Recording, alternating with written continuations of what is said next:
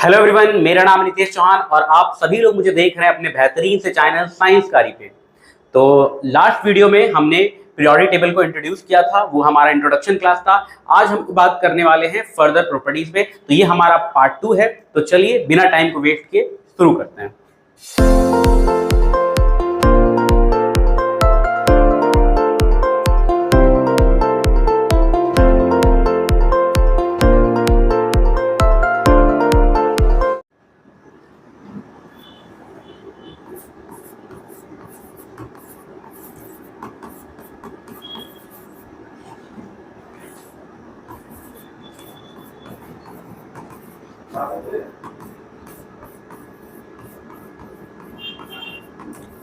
तो पहले हम लोग समझेंगे पीरियोडिसिटी या फिर पीरियोडिक प्रॉपर्टीज क्या है। इस दोनों को हम लोग पहले समझने जाते हैं, ठीक है। तो लास्ट क्लास में हमने पीरियोडिक टेबल देखा, उसका अरेंजमेंट को समझा, किस तरह से एलिमेंट्स अरेंज है, और वहीं पर एक टर्म मैंने इंट्रोड्यूस किया पीरियोडिक, और वहीं का नाम भी आया था पीरियोडिक टेबल। तो पीरियोडिक वर्ड को समझेंगे क्योंकि उसी से रिलेटेड ये टर्म है पीरियोडिसिटी। तो इसको हम लोग थोड़ा फिजिक्स से समझते हैं। फिजिक्स में आपने पीरियोडिक मोशन पढ़ा है, डेफिनेटली बहुत सारे लोगों ने पढ़ा होगा पीरियोडिक मोशन। तो किस तरह के मोशन को पीरियोडिक मोशन कहते हैं? तो हम ऐसे मोशन को पीरियोडिक मोशन कहते हैं जो एक रेगुलर इंटरवल ऑफ टाइम के बाद रिपीट होने लगे। जैसे कि स्विंग, झूला। अगर कोई झूला झूल रहा है तो हम देख रहे हैं क्या, इसका मोशन रिपीट हो रहा है, लाइक दिस। पहले गया, फिर आया, फिर जा रहा है। तो ये क्या हो रहा है, रिपीटिशन हो रहा है। उसी तरह अर्थ का मूवमेंट, वो भी एक रिपीटिशन है आफ्टर अ सर्टेन इंटरवल। तो ऐसे मोशन को हम पीरियोडिक मोशन कहते हैं। यहां पर क्या होने वाला है, पीरियोडिक टेबल पे क्या होने वाला है, एलिमेंट्स का प्रॉपर्टीज रिपीट होने वाला है। एलिमेंट्स का प्रॉपर्टी रिपीट होने वाला है, इसी वजह से हम इसको पीरियोडिक टेबल भी कहते हैं। तो हम लोग पहले इसका एक प्रॉपर डेफिनेशन लिख लेते हैं। ये पीरियोडिसिटी क्या है, what is the proper definition, क्योंकि एग्जाम में आपसे पूछा जाता है कि define periodicity and it's cause. ये आपका सवाल हो सकता है। तो क्या होगा पीरियोडिसिटी? तो इट इज अ फेनोमेना। ये क्या है? It is a phenomena. Phenomenon कह सकते हैं। फेनोमेनन मतलब कोई घटना। Okay, so it is a phenomenon in which the properties of the elements are repeated. Elements का प्रॉपर्टी क्या होता है, रिपीट होता है। एक और चीज हो सकता है, एक तो आपका यहां से दो पॉसिबिलिटी है। One is repetition of properties. एक केस ये हो सकता है, जैसा कि मैंने एक्सप्लेन किया आपको, रिपीटिशन होने वाला है। And second is gradual change in the properties. Okay, तो या तो प्रॉपर्टी रिपीट हो, मतलब एक प्रॉपर्टी आए, फिर वही प्रॉपर्टी दोबारा से आए, फिर वही प्रॉपर्टी दोबारा से आए, तो क्या रिपीटिशन दिख रहा है। तो पहला तो ये case, number one case. And second case is that there is the gradual change in the property, मतलब प्रॉपर्टी में कुछ चेंज दिख रहा है, और वो चेंज रैंडम नहीं है, ग्रेजुअल, मतलब एक ऑर्डर में चेंज हो रहा है। या तो वो स्मूथली इंक्रीज हो रहा है या वो स्मूथली डिक्रीज हो रहा है। तो ऐसा कुछ देखा जाएगा, and that is called periodicity. तो प्रॉपर डेफिनेशन क्या है? It is the phenomenon of repetition of properties और gradual change in the properties of elements after not a regular interval, after a certain interval. जैसे कि यहां पे मैंने क्या कहा, थोड़ा पीरियोडिक मोशन में, फिजिक्स वाले पीरियोडिक मोशन में और केमिस्ट्री के पीरियोडिसिटी में थोड़ा डिफरेंस समझ लीजिए। यहां क्या होता है, तो मैं कह सकता हूं यहां पे होता है रेगुलर इंटरवल। रेगुलर इंटरवल मतलब एक फिक्स इंटरवल के बाद ही वो रिपीट होता है। बट यहां पर इस पीरियोडिसिटी में जो इंटरवल है वो फिक्स्ड नहीं है। तो हम लोग क्या कहेंगे, at a certain interval. Certain interval, ये मैं सब एक्सप्लेन करूंगा एग्जांपल्स, आप टेंशन मत लीजिए। अगर आपको यहां पे बहुत कुछ समझ में नहीं आ रहा, डोंट वरी, अभी आप मेरे साथ डेफिनेशन को कॉपी कीजिए, फिर मैं एक एक वर्ड को एक्सप्लेन कर देता हूं। सर्टेन इंटरवल, और उसके कॉज को भी हम समझेंगे।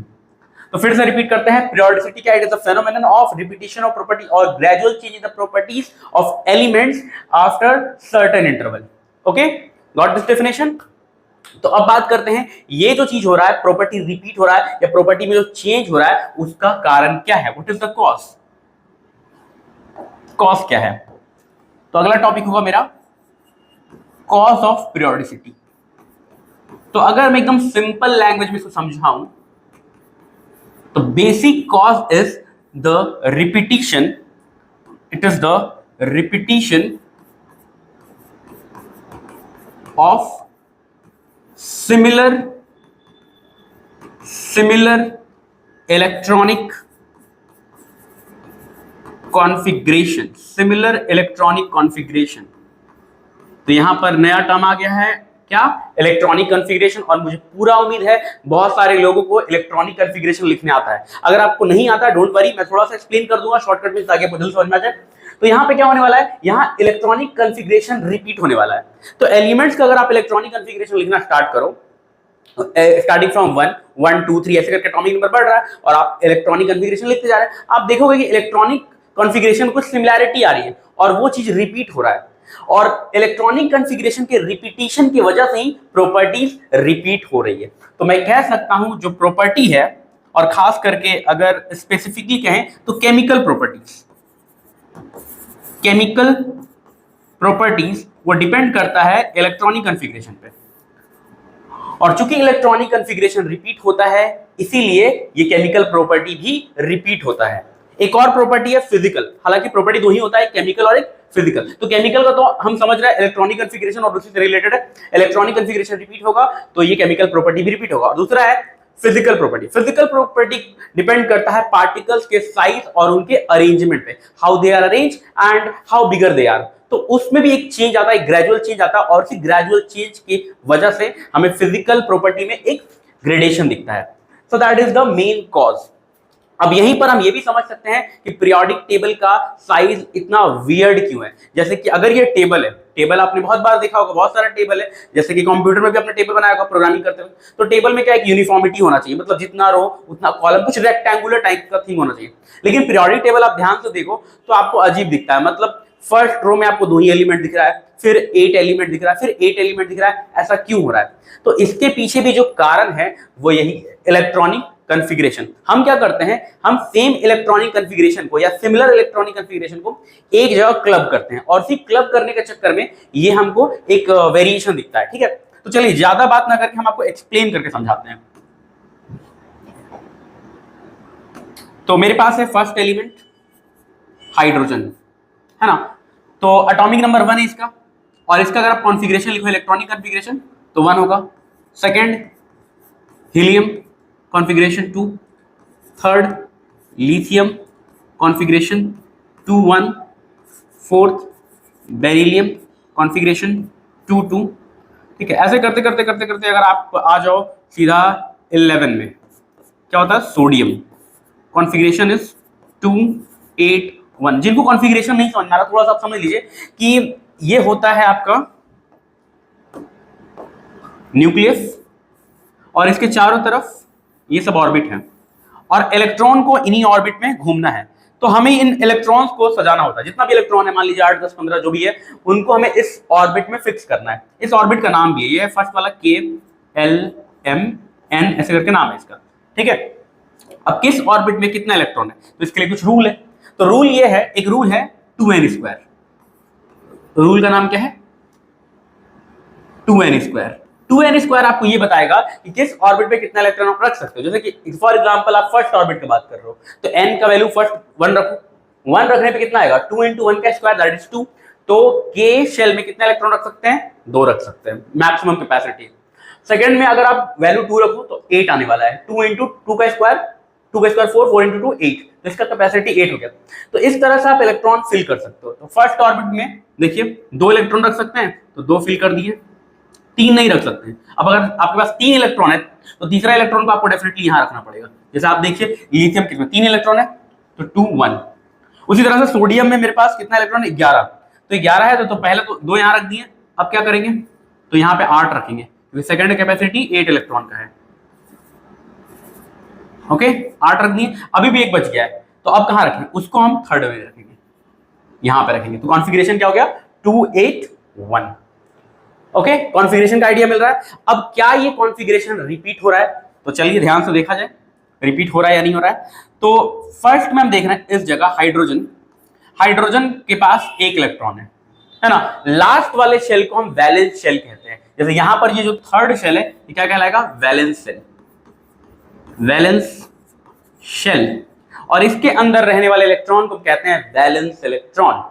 ओके, तो हाइड्रोजन का तो एक ही शेल है तो वही उसका वैलेंस इलेक्ट्रॉन है। उसके बाद अगर हम आए लिथियम में, तो लिथियम में वैलेंस शेल ये वाला हो गया, ये आपका K है, फिर L, फिर M। तो हाइड्रोजन में वैलेंस शेल कौन है? K है, उसमें एक इलेक्ट्रॉन है। लिथियम में वैलेंस शेल L है, उसमें भी एक इलेक्ट्रॉन है। मतलब हम देख रहे हैं क्या, वैलेंस शेल का इलेक्ट्रॉन, या हम कह सकते हैं वैलेंस इलेक्ट्रॉन, ये रिपीट हुआ रिपीट। उसी तरह आप आ जाइए सीधा सोडियम में। सोडियम में अब मेरा वैलेंस शेल M हो चुका है और उसमें भी हमको एक इलेक्ट्रॉन दिख रहा है। मतलब ये वैलेंस शेल वाला इलेक्ट्रॉन रिपीट हो रहा है, ठीक है। लेकिन क्या ये रिपीटेशन एक रेगुलर इंटरवल पे है? तो आप देख रहे हो यहां 2 के बाद आया है और फिर यहां 8 के बाद आया है। मतलब यहां जो गैप है वो 2 का है। इस जगह गैप कितने का है? 2 का है। और इस जगह गैप कितने का है? 8 का है। और अगला जो एलिमेंट होगा वो आपका पोटेशियम होगा, एटॉमिक नंबर 19 पोटेशियम। कॉन्फ़िगरेशन अगर आप लिखोगे तो आएगा 2881, ओके। और यहां पर गैप कितने का है? तो यहां भी गैप 8 का है।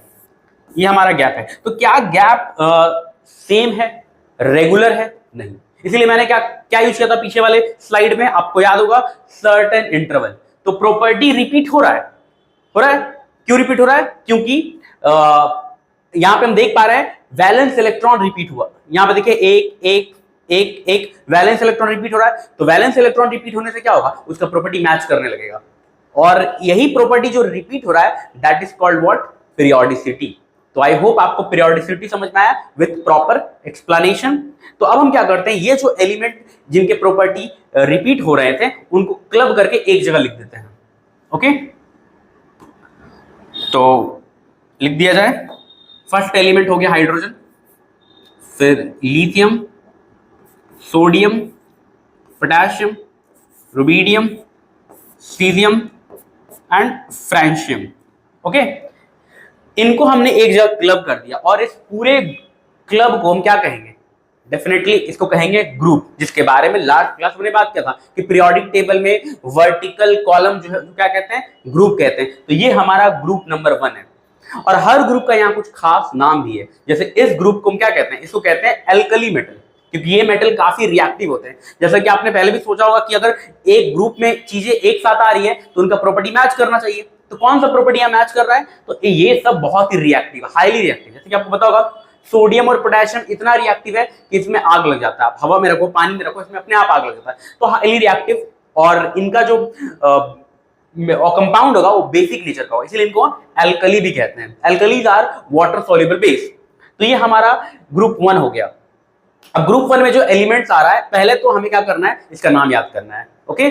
सबसे पहला काम आपको ये करना होगा, पीरियोडिक टेबल में कुछ सर्टेन ग्रुप्स का नाम याद करना पड़ेगा। तो इसको आपको इस ऑर्डर में याद करना पड़ेगा। अब कभी कभी क्या होता है, भूल जाते हैं, याद नहीं हो पाता। तो उसके लिए बहुत सारा ट्रिक अवेलेबल है, इंटरनेट पे भी आप सर्च करो, बहुत सारा ट्रिक मिलेगा। जैसे एक बहुत ही फेमस ट्रिक है, मेरा बनाया हुआ नहीं है, बट है, क्या है मैं आपको बता दे रहा हूं। इसको हम वैसे याद करते हैं, हेलिना, हेलिना मान लीजिए कोई लड़की है, हेलिना की रब से फरियाद। ये अगर निमोनिक आप यूज करोगे तो आपको एक ही बार में ये पूरा याद हो जाएगा। मैं फिर से रिपीट करता हूं, क्या है? हेलिना की रब से फरियाद। मतलब हेलिना कोई लड़की है, वो रब से फरियाद कर रही है, कुछ भी उसका विषय है, वो अपना विश मांग रही है। तो ऐसे करके आपको याद रखना है, क्या? हेलिना की रब से फरियाद, ओके। तो ये आपका याद हो गया ग्रुप 1। उसी तरह से एक और ग्रुप मैं आपको दिखाता हूं, ये आपका हो जाएगा ग्रुप 17। कौन कौन सा एलिमेंट है? Fluorine, chlorine, bromine, iodine, एस्टेटीन। तो ये हमारा ग्रुप 1 है, जिसको हम एल्कली मेटल कहते हैं। ये हमारा ग्रुप 17, इसको हम हैलोजन कहते हैं। जैसा अभी मैंने एक्सप्लेन किया, एल्कली मेटल क्यों कहते हैं? Because of the basic nature. इसको हम हैलोजन क्यों कहते हैं? हैलो का मतलब होता है सॉल्ट, ये सॉल्ट बनाने वाले एलिमेंट्स हैं। Halogen, salt farmer, okay. तो ये हो गया हमारा ग्रुप 17। ये भी आपको याद करना पड़ेगा। इसके लिए भी छोटा सा ट्रिक है। क्या ट्रिक है? तो इसका कुछ ऐसा है, फिर कल बाहर आई आंटी। ठीक है, कोई आंटी है, उसको बच्चे लोग तंग कर रहे हैं। जैसे कभी क्या होता है कि बच्चे क्रिकेट खेल रहे हैं और आंटी को परेशान कर रहे हैं, तो आंटी बाहर आ जाती है, डांटने लगती है। तो वही चल रहा है यहाँ पे, क्या?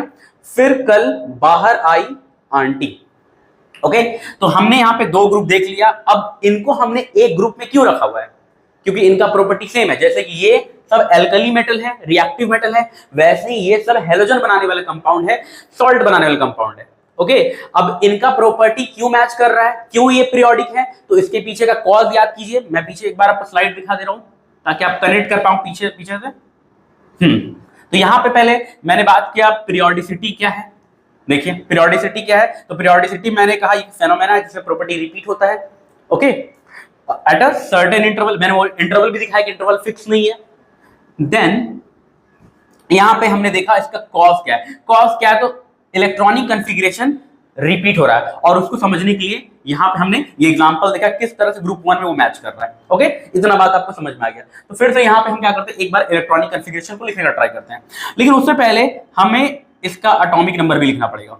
तो कुछ कुछ का एटॉमिक नंबर तो आपको याद होगा, जैसे हाइड्रोजन का कितना होता है, 1 होता है, लिथियम का 3 होता है, सोडियम का 11 होता है, यहाँ 19 होता है।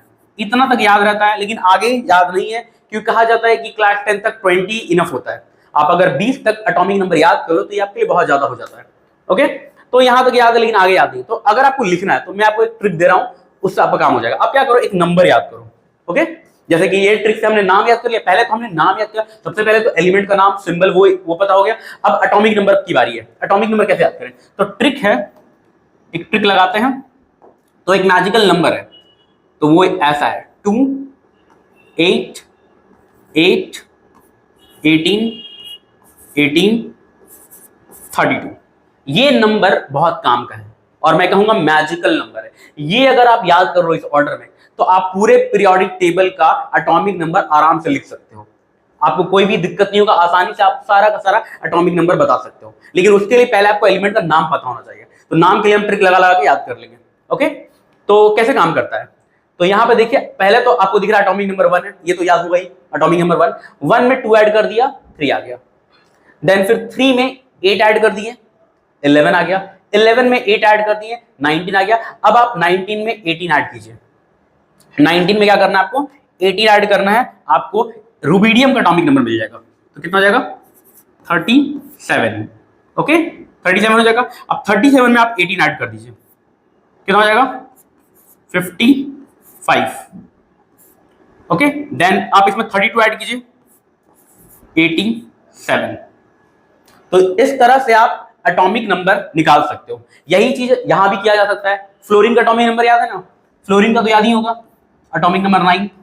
क्लोरीन का 17, आगे याद नहीं होगा, हो सकता है आगे याद ना हो, क्या करें। तो फिर से यही, अब कोई बोला सर यहाँ 2 लिख दीजिए, 2 नहीं लिख सकते, क्यों। अगर आप ध्यान से देखो तो ये मेरा है फर्स्ट पीरियड, ओके, ये फर्स्ट पीरियड है, और ये है सेकेंड पीरियड। सेकेंड पीरियड तो 2 तो ऊपर ही रह गया, यहां पे रह गया 2, तो यहां तो 2 लिख नहीं सकते, 2 तो गया। अब क्या लिखेंगे, 8 लिखेंगे, ओके, 8 लिखेंगे। तो 8 लिखेंगे कितना आएगा, 9 8 17, ओके। अब यहां पर क्या है, इस जगह पे हम 8 नहीं लिखेंगे, 18 लिखेंगे। अब क्यों ऐसा है, तो अगर आप देखो तो ये हमारा है group period number 1, this is first period, second period, third period, and this is fourth period.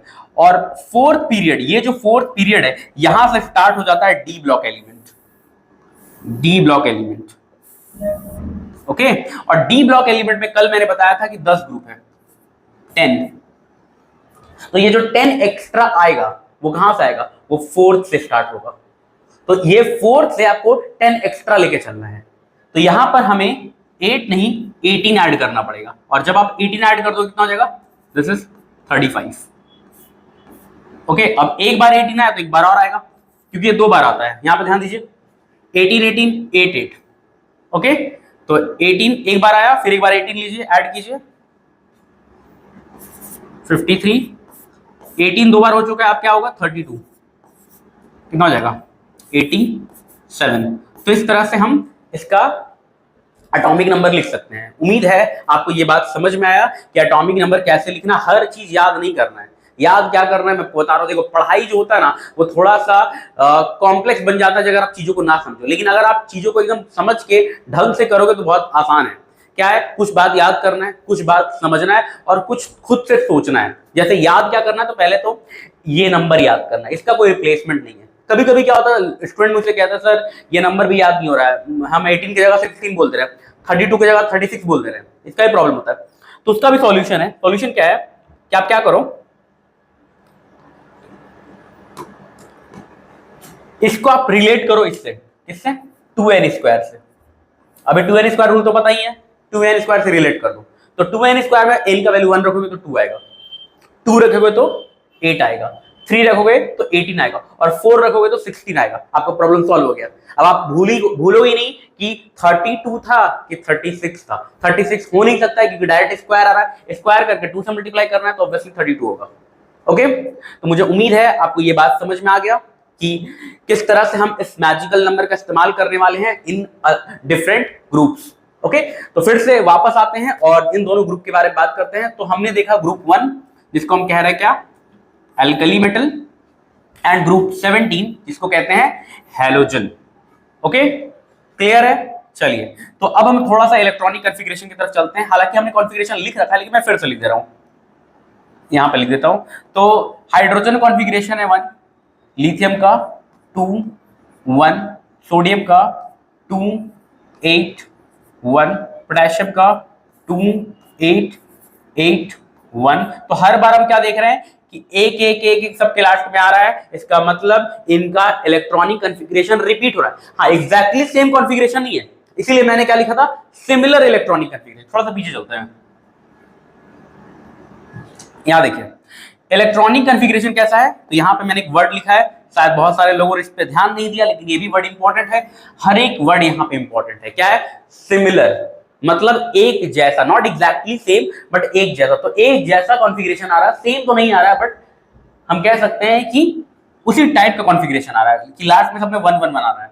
तो इसका मतलब है कि इनका वैलेंस इलेक्ट्रॉन सेम है, नंबर ऑफ वैलेंस इलेक्ट्रॉन 1 है, और नंबर ऑफ वैलेंस इलेक्ट्रॉन से क्या होगा, इनका केमिकल प्रॉपर्टी डिसाइड होगा। तो इन सब का केमिकल प्रॉपर्टी भी सेम हो जाएगा, इसीलिए हमने इनको एक ग्रुप में रखा हुआ है। Okay, got it? चलिए वापस आइए यहां पे, यहां कॉन्फ़िगरेशन लिखने का ट्राई कीजिए।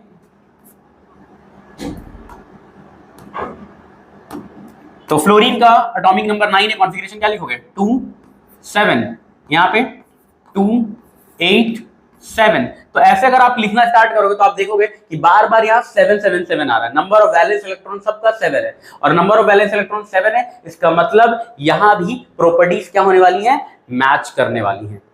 Okay, got it?